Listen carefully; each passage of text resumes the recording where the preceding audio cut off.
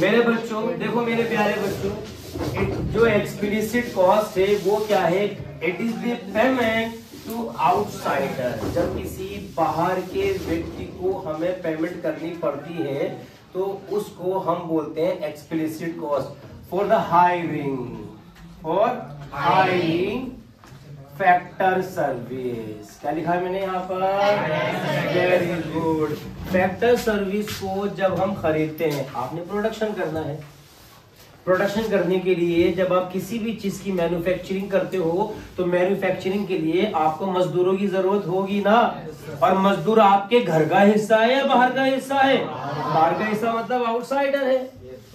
और जब उस मजदूर की फैक्टर सर्विस को, उसकी साधन सेवा को, उसकी कारक सेवा को तुम हायर करते हो कि भाई 800 रुपए देंगे आपको 8 घंटे काम करने के, हम आपको सैलरी देंगे 15,000 रुपए महीना सैलरी देंगे हमारे यहाँ पे 1 महीने काम करने के, तो वो अपनी फैक्टर सर्विस आपको प्रोवाइड करा रहा है, उसके बदले में आप उसे पेमेंट करो। This payment is known by explicit cost.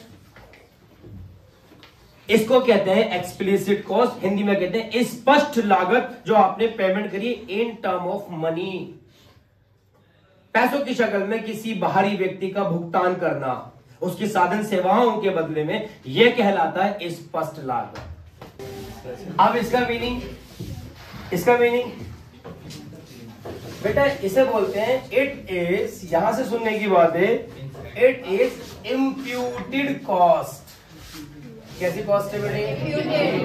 कैसी कॉस्ट है बच्चों? Imputed cost.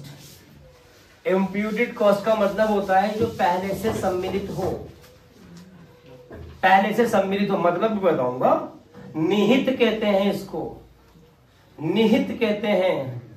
Imputed cost, implicit cost जो होती है वो एक तरह की इम्प्यूटेड कॉस्ट होती है। किसी को पे करना ही नहीं पड़ता, इसमें किसी को पे करना ही नहीं पड़ता। जो ऑनर होता है, ऑनर के अपना पैसा, ऑनर की अपनी जमीन, ऑनर की अपनी service, on capital, on land, on service, जब अपने काम में वो एम्प्लॉयड कर देता है, अपने पैसे को बिजनेस में इन्वेस्ट कर देता है। पैसा दो तरह से बिजनेस में लगाया जा सकता है, एक तो किसी आउटसाइडर से लोन लेकर। जब हम आउटसाइडर से लोन लेंगे तो वो पैसा कैपिटल कहलाएगा, उस पैसे पर जब हम इंटरेस्ट देंगे तो इंटरेस्ट ऑन कैपिटल कहलाएगा।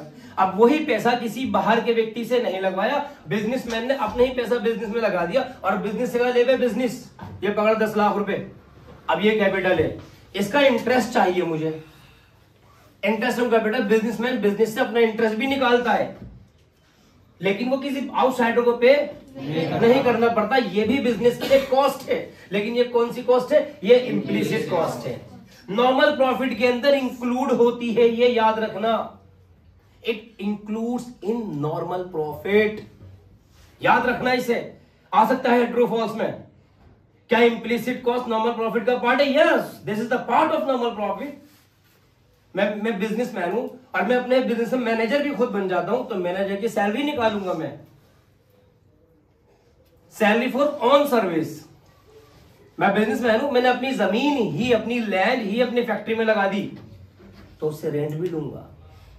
रेंट फॉर ऑन लैंड, अपनी ही जमीन पर लैंड। इस तरह की जो लागतें होती हैं जो किसी आउटसाइडर को पे करनी नहीं पड़ती, ये कहलाती है बिजनेस के लिए implicit cost.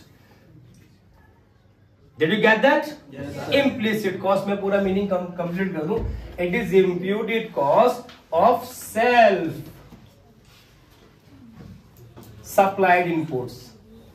Self supplied inputs, inputs कहते हैं आगतों को। आगत और इनपुट का मतलब होता है वो सब कुछ जो बिजनेस के अंदर प्रोडक्शन के लिए इस्तेमाल किया जा रहा है।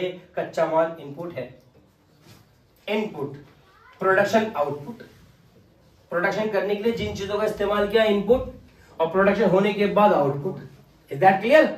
हाँ, तो जो सेल्फ सप्लाइड इनपुट्स होते हैं, सेल्फ सप्लाइड बिजनेसमैन खुद सप्लाई कर रहा है। किसकी? पैसे की सप्लाई कर रहा है, जमीन की सप्लाई कर रहा है, अपनी सर्विस की सप्लाई कर रहा है। अब इसके बदले में सैलरी भी ले रहा है, इसके बदले में रेंट भी ले रहा है, इसके बदले में इंटरेस्ट भी ले रहा है, बिजनेसमैन खुद ले रहा है। इम्प्यूटेड कॉस्ट है, उसको कहा जाता है इम्प्लिसिट कॉस्ट।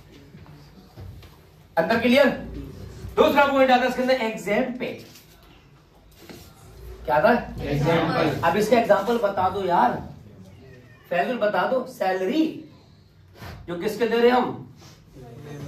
वर्कर्स को दे रहे हैं। और purchase of raw material, raw material को खरीदना, ठीक है, रेंट, ये सब आउटसाइडर को दिया जा रहा है। और बेटा इसके एग्जांपल भी दे सकते हैं, लेकिन इसके एग्जांपल में तुम्हें इस तरह लिखना पड़ेगा, क्या? इंटरेस्ट ऑन कैपिटल, अपनी पूंजी पर ब्याज। रेंट ऑन लैंड, अपनी जमीन पर ब्याज। समझ गया ना? क्लियर है? सैलरी ऑन सर्विस, अपनी सर्विस की तनख्वाह, क्या वेतन, ये कहलाएगा आपका इम्प्लिसिट